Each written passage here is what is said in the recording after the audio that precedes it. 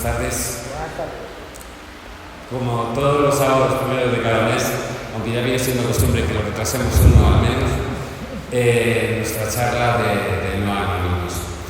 Empezar como siempre diciendo que No Anónimos es una asociación creada con digamos, tres pilares o bajo tres pilares, más que pilares, aspiraciones. Fundamentos. El primero de todos sería la esperanza. Dar esperanza a toda aquella persona que está inmersa en una adicción, desde la experiencia de que yo he estado muy metido en ese escabroso y tremendo infierno. Y he podido salir. Entonces, desde ahí, ese grito de esperanza, ¿no? Y de ayuda. De dignidad también a todas aquellas personas que dejan una adicción y que de alguna forma se sienten estigmatizados, ¿no? por lo que la sociedad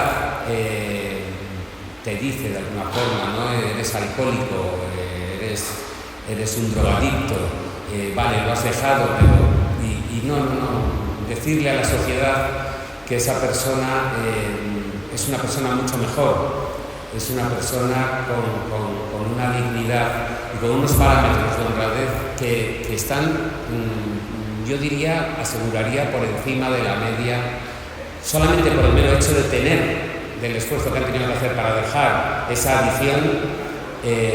Tienen unos niveles de honestidad muy por encima de los normales, lo que sueles encontrar en la calle.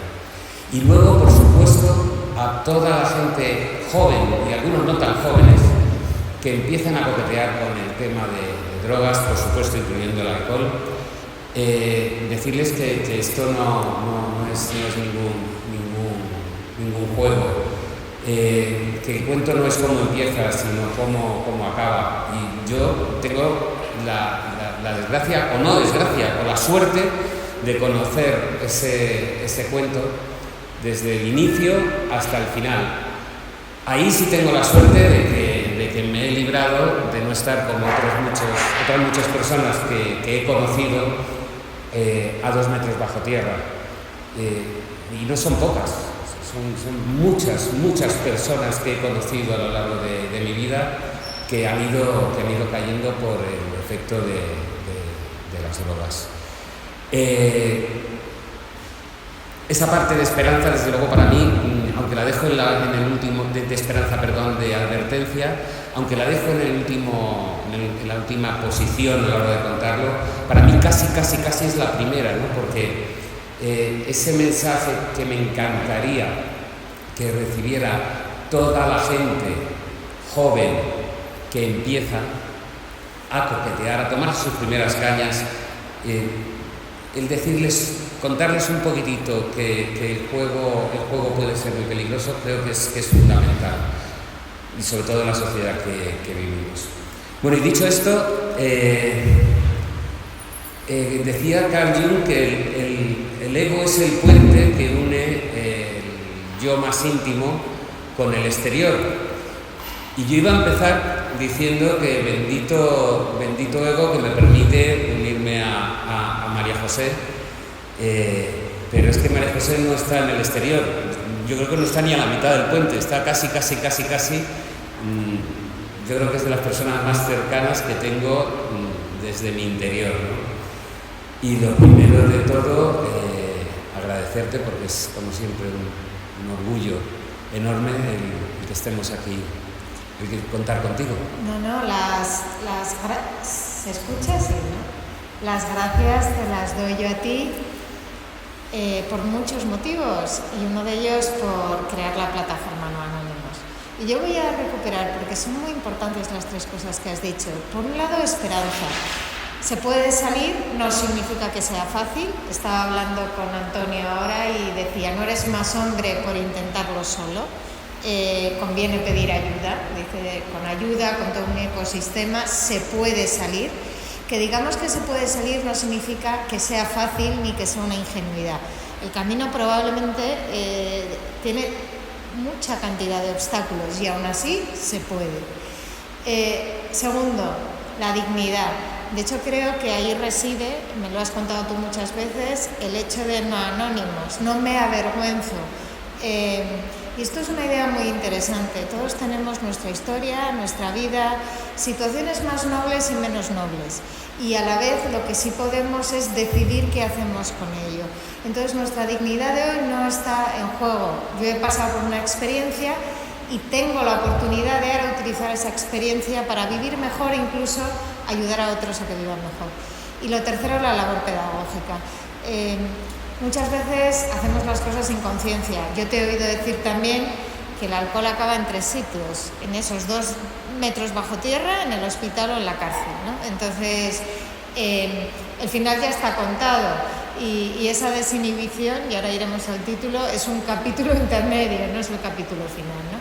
Así que yo, agradecida de formar parte de esto, creo que es una iniciativa no solo estupenda, sino necesaria y creo que en general cuando la sociedad es capaz de concienciarse y poner el foco de su energía y de su tiempo en iniciativas como esta, hacemos que el conjunto sea más evolucionado. No solo ayuda al que se recupera de la adicción, nos ayuda a todos. Así que honrada.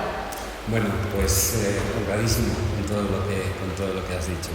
Efectivamente, el cartel de la charla de hoy era fíjate, es que se me olvida enseguida. Esto que se me olvidan las cosas, hay una enfermedad producida por el alcoholismo que se llama síndrome de Korsakov.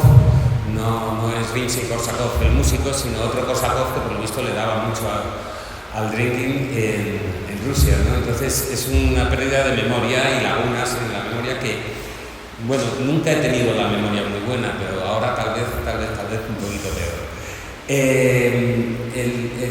El tema en sí es que siempre hemos oído una frase que es el alcohol me desinhibe. De hecho, yo creo que esa frase la he dicho yo, fíjate, en más de una ocasión aquí, y he comentado, ¿no? Es que yo empecé a utilizar el alcohol para desinhibirme. Y es que es una frase que es un grandísimo error, el pensar que el alcohol te está desinhibiendo. Es todo lo contrario, te inhibe de muchas cosas. Dices, ya, pero es que me permite hacer más, y dices, te permite hacer, digamos, ciertas locuras, porque te está inhibiendo una parte de tu cerebro, te está inhibiendo una parte de ti. Y yo soy ahora mismo muy consciente de todo lo que te inhibe el alcohol, creyendo toda mi vida lo contrario, que me desinhibía. Soy ahora muy consciente porque después de muchos años de adicción, cuando dejas totalmente esa adicción, te ocurre una cosa muy extraña, y es que de repente empiezas a emocionalmente sentirte una persona infinitamente más joven de lo que eres. No se corresponde con tu edad. En algunos momentos te sientes hasta como un poco tonto.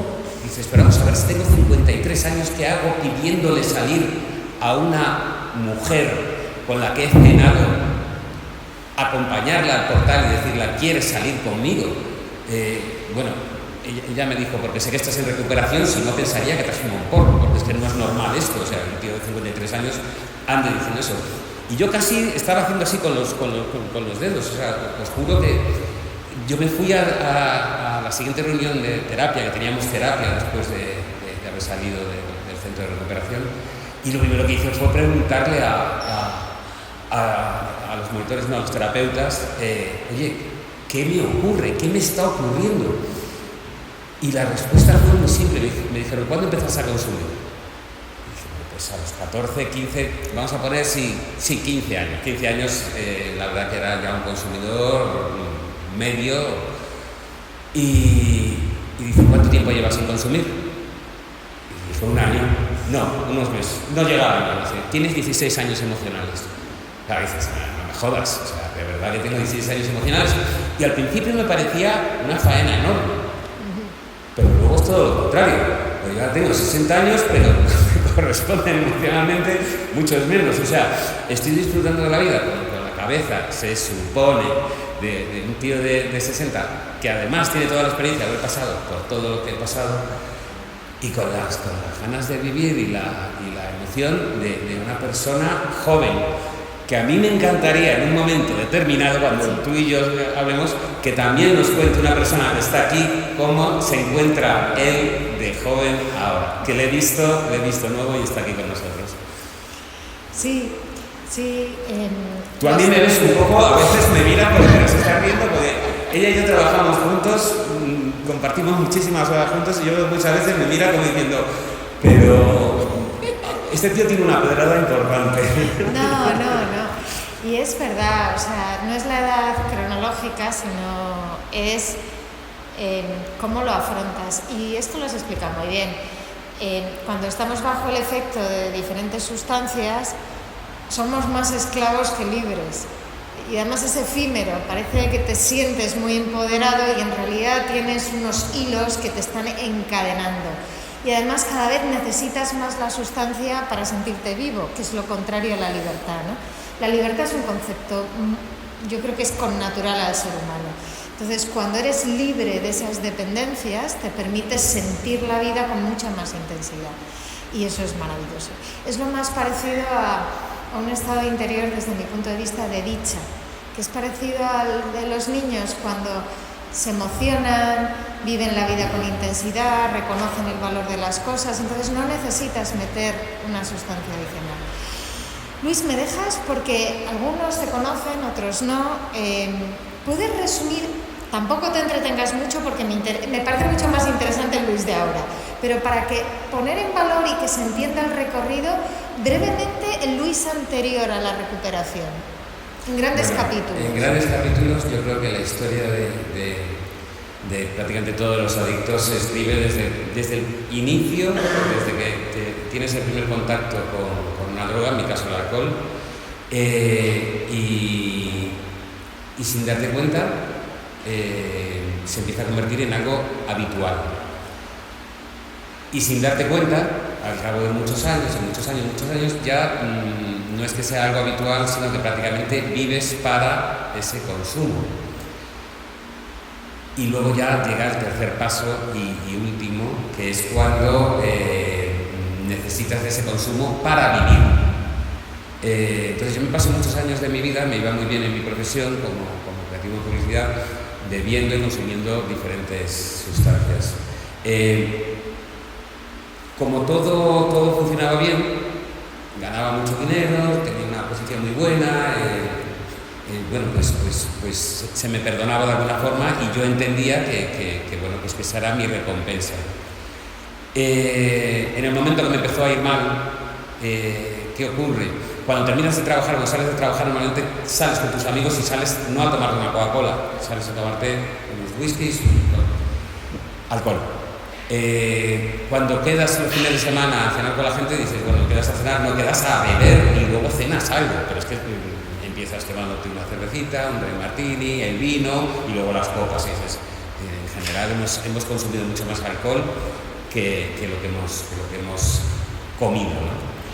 Y te das cuenta que cuando tienes tiempo libre se ha creado una red de hábitos en tu vida, ¿no? Que ya es directamente como que vives para beber. Bueno, pues mi último estadio fue necesitar beber para vivir. Yo me despertaba por las noches y tenía al lado un tetabric de vino.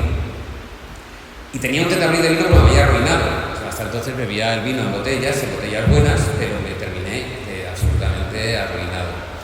Ese tetabric de vino, el de por la noche, era el cuarto que me bebía al día.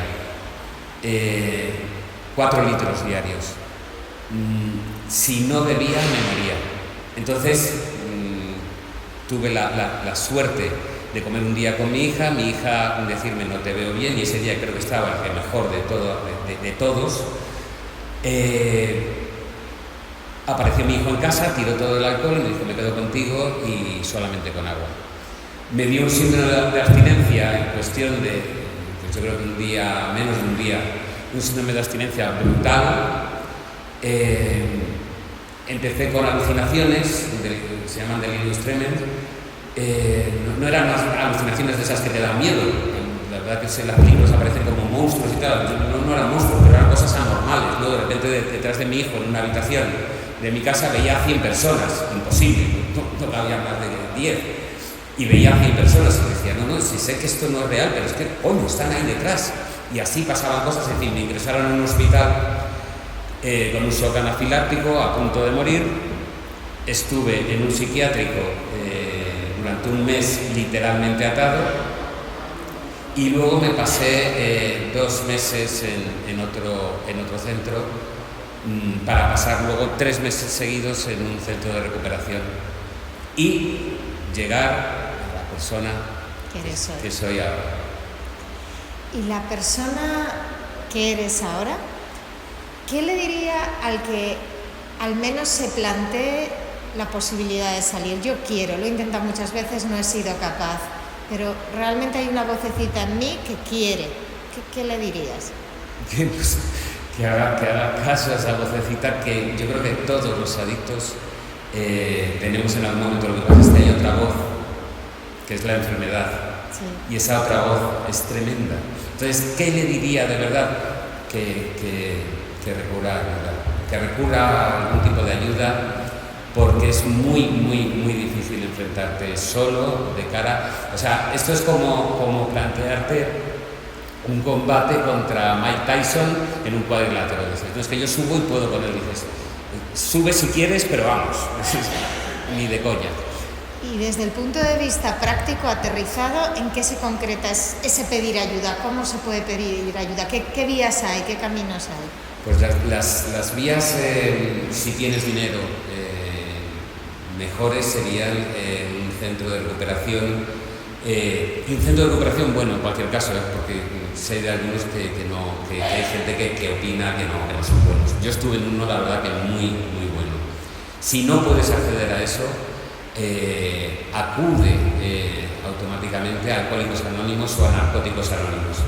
Acude a esas reuniones, todos los días hay reuniones. Si estás intentando dejarlo 3 veces al día, cada reunión es hora y media, dices, no importa, no salgas casi de la sala, y aférrate a toda esa enseñanza espiritual que conlleva, que son los 12 pasos, y por supuesto tener muy claro que si buscas ayuda en tu propia cabeza, tu cabeza te va a traicionar, ¿no? Sí, la cabeza es nuestra mejor sirvienta y nuestra peor ama, y en un adicto es tu ama absoluta. O sea, ¿Qué dirías de tu vida de ahora? Pues que estoy hecho un chaval como Antonio, que le estaba llamando Pedro, no sé por qué, porque tengo ahí a Antonio, y que a mí me encantaría que...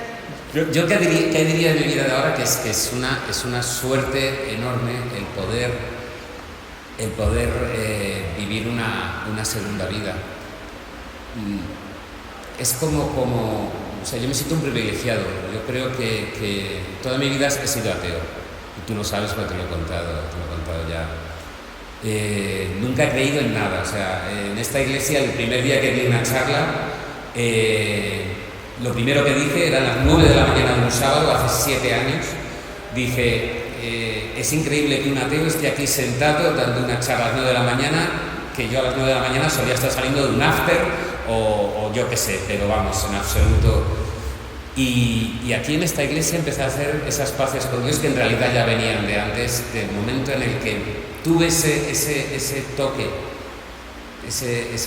para que de repente mi vida de verdad cambiara.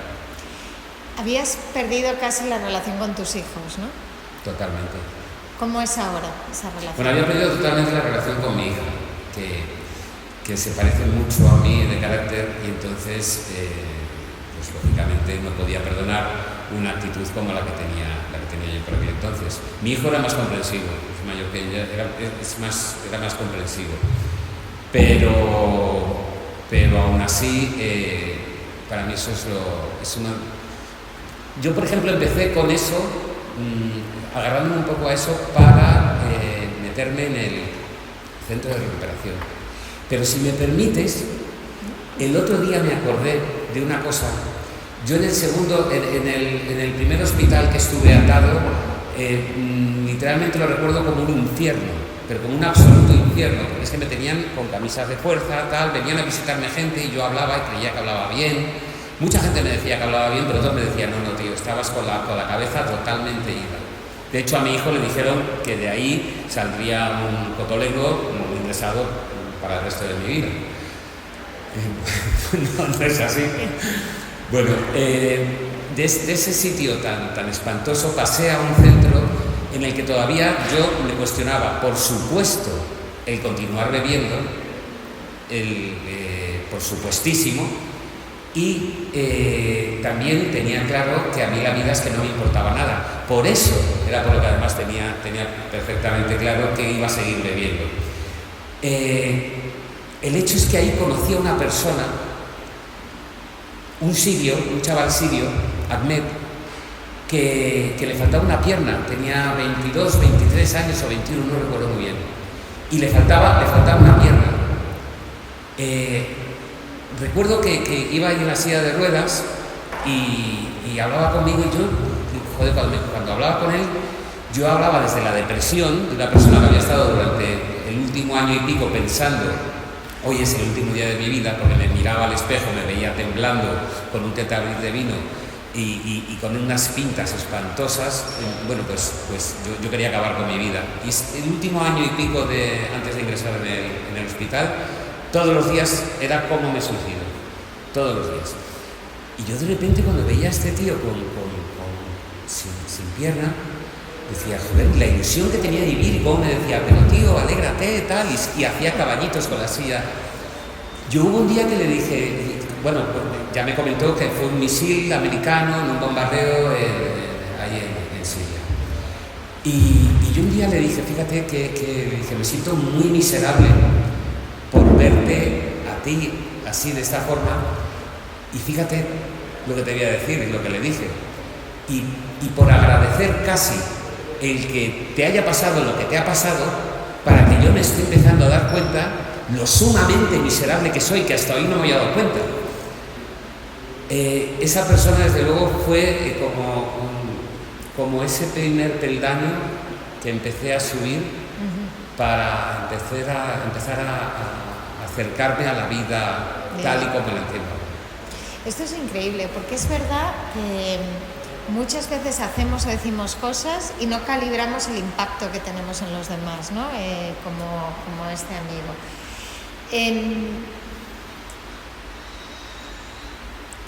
Desde el realismo más absoluto, pero con la sana ambición. Tú conoces los datos mejor que nadie en ese panorama de todo ese camino que no es sencillo.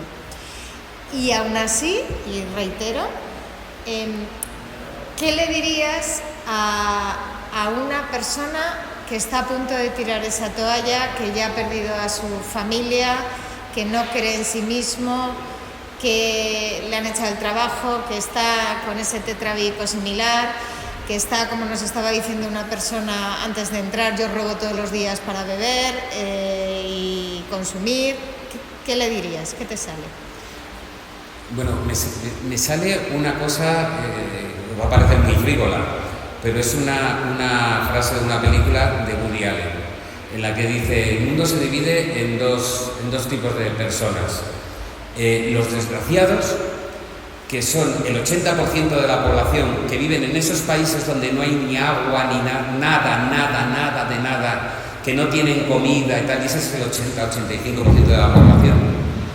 Y el otro 15% que somos los miserables. Entonces la chica le preguntaba, ¿pero los miserables por qué? Dices, pues porque nos pasamos la vida quejándonos de cosas, teniendo detrás a un 80 a un 85% de personas que están muriendo literalmente. ¿Qué le diría? Que pensara en eso. Que pensara en lo miserables que somos. Vamos a intentar ser lo menos miserables posibles, cada uno de nosotros. Yo intento ser menos, que lo soy. Pero es lo que le diría, o sea, de verdad no puede ser tan miserable que no estés valorando en este momento lo que tienes, porque te fijas muchísimo en lo que no tienes. No tengo casa. Es que el 80%, 85% de la población del mundo no tiene casa. ¿Tú tienes casa ahora? Sí. En propiedad no, pero bueno. Tampoco lo tenía en propiedad, pero lo tenía en banco. ¿Tienes coche? No. ¿Tienes muchas posesiones? No. ¿Y en qué te afecta eso? En nada, en absoluto. Has hablado de valorar. ¿Qué tienes que valores? El otro día justo además comentaba, si tu casa no eres tú, estás totalmente perdido. Si no eres feliz con lo que tienes, pero con lo que tienes, así literalmente, dices, no, ¿qué llevas? ¿Una camisa, un pantalón o un calzoncillo? Dices, si con eso no eres feliz, no esperes serlo porque te vayas a poner unos Levi's de última marca, no esperes, no. O sea, la felicidad es el reconocer y agradecer todos los días el que somos. Yo no creo que seamos parte de Dios, creo que somos Dios. A esa chica que le pediste salir, creo que sigues con ella, ¿no? No, esa era otra. Esa era otra. Esto se borra. Pero has rehecho tu vida. Has rehecho tu vida. En pareja, que se ha rehecho tu vida. Con alguien que tú conoces perfectamente. ¿Y qué te provoca eso? Bueno, pero María José, en realidad, fíjate, cuando salimos del centro de recuperación, lo primero que nos dicen es no mantengas relaciones, no crees vínculos mayores que los que tienes que crear contigo mismo. Yo al principio no lo entendía, y ha sido años después cuando de verdad lo he entendido. Cuando de verdad he entendido que si no te amas a ti por encima de todas las cosas, es muy difícil que sepas cómo amar a los demás. Porque ahí cuando amas, de repente es que buscas, en realidad estás buscando algo que te falta. Y quieres tengo la necesidad de estar con esa persona y dices, mal vamos. No puedes tener esa necesidad. Tú puedes querer a esa persona y dar a esa persona, pero no pidas, no necesito, no. En ese momento ya... O sea, es un amor que no cosifica al otro para rellenar algo que me falta, sino al revés, ¿no? Tú te trabajas dentro y tienes ganas de dar, de ayudar, de estar, de crear juntos, ¿no? Venía andando, sí. Y venía sonriendo y diciendo, joder, iría saludando a todo el mundo. Y pensaba yo, pareces un poco tonto, ¿no? Y dices, ya, pero es que iría saludando a todo el mundo ahora mismo en este momento. Y justo estaba pensando, tú fíjate qué diferencia hace 7 años atrás que veías todo lo contrario. O sea, era como es la falta de entender ese diamante que tú tanto te esmeras en explicar a la gente que tenemos dentro, ese diamante que va cogiendo ese lodo que es la vida, por muchas capas que tengas, por muchas capas que te pongas, somos al final de verdad, o sea, creedme, somos ese diamante, somos amor, estoy convencido de ello, absolutamente convencido. Y lo que pasa es que antes en mi caso era en el fondo, ahora creo que lo tengo más cercano, y lo interesante es que lo intentemos acercar todos los días un poquito. Recuerdo la metáfora, por si alguno, para que le actualicen. Muchas veces decimos que somos como un pequeño diamante. Tú, Luis, yo, Antonio, Paloma, cualquiera que esté aquí o que nos esté escuchando. Y la vida muchas veces ese diamante se queda en un lago y nos van pasando cosas, experiencias, y entonces el diamante se va rodeando de barro y llega un momento en que el barro se hace sólido y nos creemos que somos el barro, nos creemos que somos nuestros despistes, nuestras cosas más vergonzosas, nuestros hábitos, nuestras inercias, todo eso que nos tira hacia determinados sitios. O nuestro coche, o nuestras posesiones, mi casa en no sé dónde. Yo soy ese, dices. O el personaje, ¿verdad?, con el que me he visto. Y uno, cuando se da cuenta que no es todo eso y que es ese diamante, volvemos a la dignidad, Es ese diamante que tiene capacidad de brillar y que no necesita decir soy un diamante. Empieza a deshacerse del lodo, a rascar y quitar el lodo. Y entonces ese diamante va encontrando su sitio en el mundo, su forma de estar, de ser, de sentir y de vivir, ¿no? Y cuando uno se da cuenta que eso es, sea cual sea la circunstancia, empieza otro camino. Totalmente de acuerdo. Bueno, yo no Pasa sé... que tú lo explicas mucho mejor que No. Antonio, pues ven un segundo, por favor. Ven un segundo, solamente un momentito. Ven, siéntate un segundito, solamente un minuto, antes de irte. Solamente un minuto. Menudo lío, Antonio. Siéntate aquí un momento. Bueno, a mí me encantaría que contaras lo que antes has contado aquí con la cámara y con María José. He contado desde el primer día que vine aquí, desde el primer día que vine aquí, pues yo me he encontrado nuevo. O sea, gracias a Dios he tenido una ayuda que yo me he encontrado de maravilla. O sea, lo que no puedes hacer es intentar hacerlo solo. Si lo intentas con alguien, con otra persona, como esta sociedad, te puede ayudar. Yo es lo que pienso. ¿Cómo ha cambiado tu vida, Antonio, en estos últimos 11 meses? Un montón.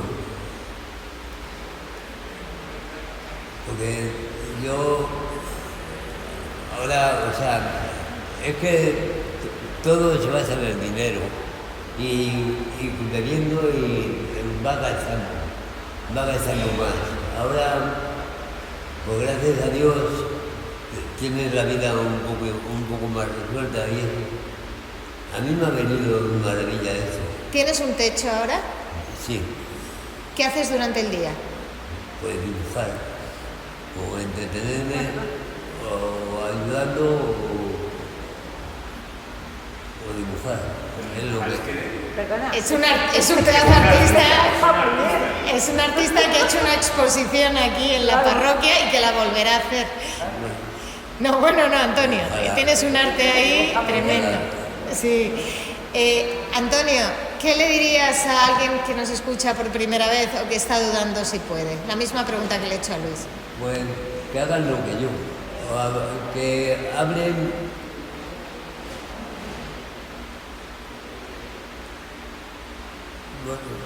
Que hablen sinceramente con las personas. Sinceridad. Y ya está. ¿Te puedo dar un abrazo? Yo creo que sí. Adiós, James. Eres muy grande, gracias a ti.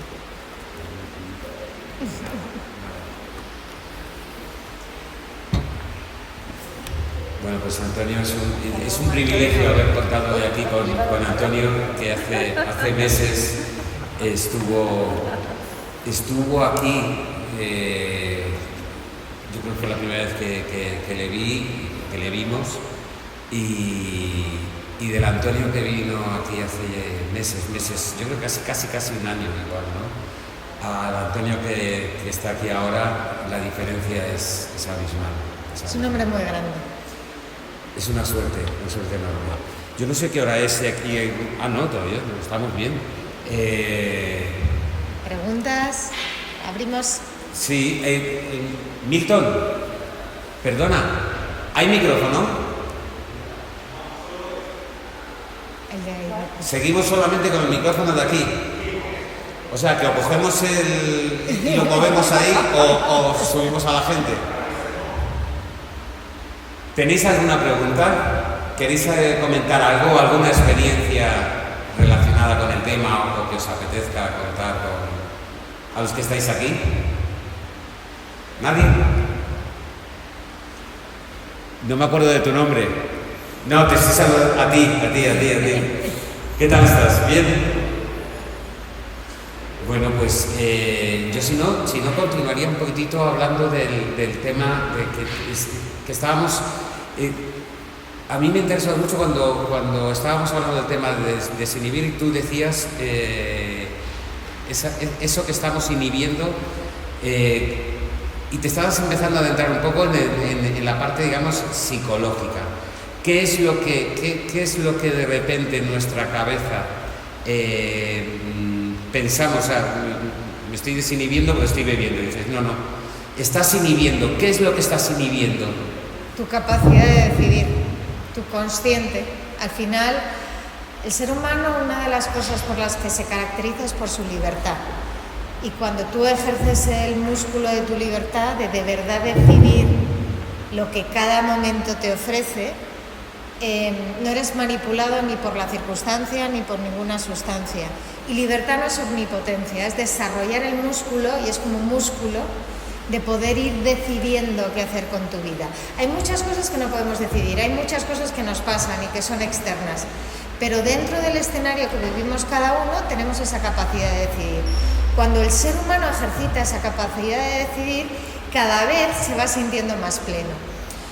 El alcohol inhibe esa capacidad y tiramos de registros automáticos y nos sentimos más libres, pero es un espejismo y enseguida estamos atrapados. Vale. Hay una red de hábitos que se crean y que creamos las personas, tanto desde el punto de vista físico o cosas que hacemos, como de pensamientos. ¿Me puedes hablar un poquito de todo eso que está muy relacionado, intrínsecamente relacionado con el tema de las adicciones? Sí, a ver, es muy sencillo, simplemente. Tal y como funcionamos por dentro, una forma de verlo es que ¿qué es un hábito, no? Un hábito es un comportamiento o una conducta que ya se ha repetido tantas veces que sale de manera automática. Es como tenemos un teléfono y dentro del teléfono hay corriendo una serie de aplicaciones que están funcionando todo el rato y que no hay que despertarlas. Y esas aplicaciones son las que permiten que cuando tú tengas una llamada la recibas y una serie de cosas. De la misma manera, nosotros tenemos unos automatismos que están corriendo todo el rato. Esos son los hábitos. Los hábitos pueden ser a nivel físico, a nivel psicológico, ciertas cosas que pienso casi sin darme cuenta, e incluso a nivel espiritual. Esos hábitos han nacido en algún momento, ¿vale? Han nacido en algún momento en el que todavía no habíamos repetido el número suficiente de veces un comportamiento. Cuando no hemos desarrollado el hábito de hablar, estamos aprendiendo a hablar, pues vamos entrenándolo hasta que hablamos sin pensarlo. Lo mismo nos ocurrió cuando empezamos a caminar. Y también hay un montón de conductas y comportamientos que hemos aprendido. Bien, dicho esto, dentro de nosotros los hábitos están interconectados. Es decir, cuando dos hábitos se dan a la vez, se ayudan mutuamente a que vuelvan a aparecer a la vez. Se retroalimentan. Sí, por ejemplo, si yo como sano, me apetece hacer deporte. Si hago deporte, me apetece comer sano. Es decir, una cosa te lleva a la otra. Traducido a palabras más sencillas es el estilo de vida cuenta.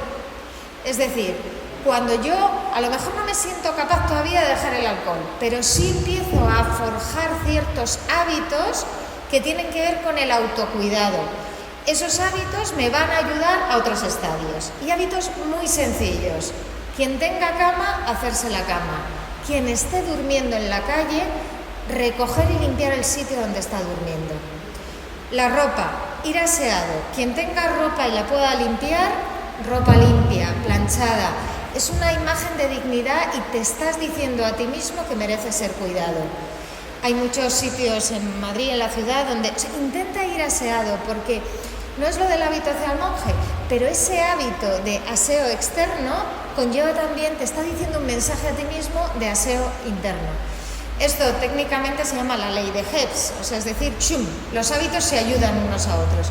Por tanto, si el hábito de dejar la adicción está muy lejos, empieza con otros hábitos más pequeños, pero ponle foco, ¿vale? Ponle foco, porque eso es un primer estadio para ayudarte en estadios más complejos. Cuando has dicho lo de la higiene, fíjate, yo recuerdo que en la casa donde estaba yo viviendo antes justo de ingresar en el hospital, era una casa que era una preciosidad, y esa casa la había convertido yo en un estercolero. La higiene mía era Bueno, yo creo que me duché el día, vamos, pero no, sé perfectamente que me duché el día que quedé con mi hija para comer, pero podría aseguraros que llevaba 2 o 3 semanas sin ducharme. La ropa, la higiene de la ropa, es que no existía, o sea, era una cosa terrorífica. Y sí, se establecía una suciedad en todo, pero que empezaba por mi cabeza.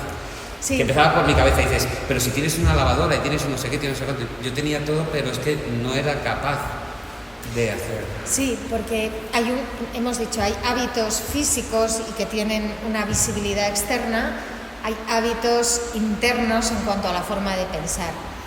Los pensamientos, lo hemos dicho muchas veces, nos provocan una emoción, un sentimiento, una forma de sentirnos.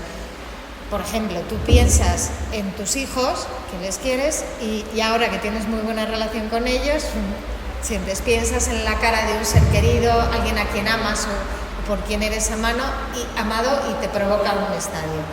Y lo contrario, piensas en una recaída o en ciertos momentos en los que te has avergonzado de ti mismo y te pones de otra manera. Cuando tú un pensamiento lo repites muchas veces, pasa a ser una creencia. Esa creencia es un patrón de pensamiento, es un hábito de pensamiento. Entonces, si tú has anidado en tu interior el hábito de pensamiento, no soy capaz, no puedo, esto es imposible, no merezco la pena, soy un caso echado a perder, me engaño a mí mismo. Si tú te has cultivado ese hábito, desde mi punto de vista y con mucho respeto y empatía, porque no es fácil, aunque no sea visible, es una de las primeras cosas que conviene empezar a trabajar. Empezar a recuperar el autorrespeto, la propia dignidad, otra vez el diamante. Porque si tú inyectas, y esto no cuesta dinero, ahora sí cuesta esfuerzo, porque te preguntaron a ti 16 años de edad emocional y también muchos años pensando de cierta manera. Entonces hay que reescribir los pensamientos que tenemos respecto a nosotros mismos. Y que no caigamos en el autoengaño, esto es facilísimo y todo va a ser porque eso no es cierto, y a la vez que tampoco caigamos en tirar la toalla, ¿no? Porque la vida es nuestra y seguro que somos una luz para alguien, ¿no? Las cosas acaban cobrando sentido. Entonces, uno de los caminos es empezar, y va a haber que tener constancia, y ese músculo normalmente no está muy entrenado, por entrenar los pensamientos hacia mí mismo. Merezco la pena. Merece la pena este camino. Y cuando te venga la otra voz, que ya la conocemos y ya sabemos dónde nos llevan, es internamente, casi en un diálogo interior, es, mira, a ti ya te conozco y sé dónde me llevas, porque acabo en la adicción y acabo en dejarme a mí mismo y acabo en ese estiércol externo e interno. Eso ya lo conozco, déjame experimentar cosas nuevas, ¿no? Y ahí has dicho tú antes muy bien con las reuniones de Alcohólicos Anónimos, 3 veces al día, y 5 y 10. Cuando también estás en la calle, rodéate de buena compañía. Sé que es un mundo no fácil, ¿no? Pero rodéate de gente que te esté recordando tu dignidad y el camino que tú sabes que te lleva en ascendente, en lugar del otro que sabes a dónde te lleva. Es que además es un poco... antes hablabas de esas autopistas neuronales, ¿no?, que creamos, que de repente cuando eres pequeño, para hacer así solamente, chascar los dedos, si lo recordamos, nos costó días. Y meses. De repente veías a la gente que hacía así, decías a la gente mayor, y ahora mismo pues se ha creado una serie de autopistas y demás que funcionan de una manera que dices, es que no tengo que pensar en nada, algo así directamente. Lo terrorífico es que cuando estás inmerso en una adicción, esas autopistas, que son las autopistas de verdad que llevan al infierno,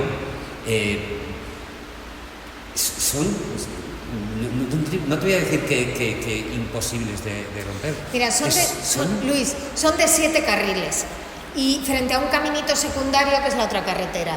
Y a la vez hay que empezar por un primer paso. O sea, no es sencillo, claro que no es sencillo. Son 7 carriles y mucho tiempo transitando esos 7 carriles. Es eso. Y lo otro es un caminito humilde, secundario. Y a la vez, por eso es tan importante lo que has dicho tú antes, lo que ha dicho Antonio. Hay que pedir ayuda. Y la ayuda muchas veces lo hemos tipificado aquí en 3 niveles. Hay un primer nivel que es el químico. Si no soluciono el nivel químico, es muy difícil cambiar a la carretera secundaria. Totalmente. Ese es el primero. El segundo es el psicológico, que tiene que ver con reescribir todos estos hábitos. Y lleva también su tiempo y hay que tener constancia. Antonio nos decía, ahora está en una residencia limpia, teniendo unos hábitos muy sanos, ayudando a los demás, dedicándole tiempo a algo, a un talento que él tiene que expresar. Y lleva 11 meses reescribiendo psicológicamente esa parte con la parte química estabilizada. Y luego hay una tercera parte que tiene que ver, lo has dicho tú antes muy bien, Somos Amor, pues con esa capacidad de expresar cuestiones fundamentales que son muy profundas y que están en cada uno de nosotros. Entonces, cuando tienes gente a tu alrededor a la que abrazar, cuando puedes dar una sonrisa, cuando puedes estar tranquilo, también vas reescribiendo otra parte de ti y vas descubriendo un nuevo yo. Ahora, para llegar ahí, claro, hay que ordenar los dos estadios anteriores y eso lleva su tiempo. Es algo que además a mí me gustaría que la gente tuviera claro, que no es un camino fácil, pero a lo mejor por eso es por lo que tiene valor el conseguirlo. No me lo estoy poniendo yo valor a mí, sino se lo estoy poniendo a la gente que se lo ponga como meta.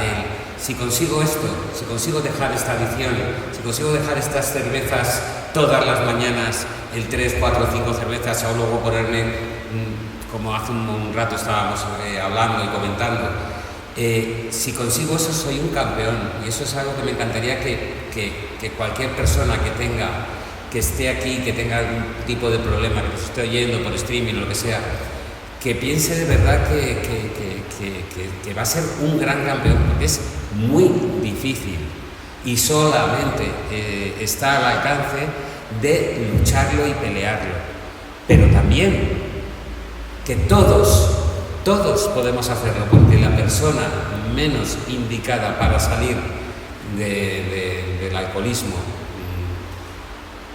me lo dijo además uno de los terapeutas más importantes que hay en el mundo, un cubano maravilloso, en el centro de recuperación, me dijo: eres mi única mancha negra, la única mancha negra que tengo en mi expediente. Y yo le decía: ¿pero por qué? Si mírame, estoy fenomenal. Dice: precisamente por eso, porque yo dije en las reuniones, en los 3 meses que te hemos tenido en el centro, es absolutamente irrecuperable, no hay ninguna posibilidad. Y entonces, eres un punto negro en mi historia, soy orgullosamente su punto negro, ¿no? Bueno, pues vamos a intentar ser el punto negro de nuestra propia historia que nos intentamos crear y que decimos: no, es absolutamente imposible. ¿Qué cojones? Es posible.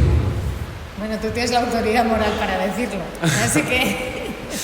y para hablar mal aquí en la iglesia, porque he hablado un poquito mal. Bueno, yo creo que si no tenéis ningún tipo de pregunta ni nada que comentarnos, Joder, María José, como siempre, súper agradecido. Agradecida yo.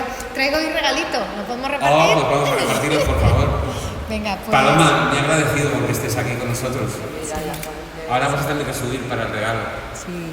Mira, hemos traído una serie de tarjetas que son con mensajes que la vida tiene para cada uno de nosotros, y os invitamos a venir aquí, coger vuestra tarjeta y leerla en la intimidad. ¿Vamos a ello? Vale, ¿te despido yo directamente? Sí, Bueno, sí. Pues como siempre, dar las gracias al Padre Ángel, a esta iglesia de San Antón, a Cele, mi activa, María José no le doy las gracias porque es parte ya, y a vosotros por estar aquí. Vamos a por las tarjetas. Muchas gracias. Gracias, Luis.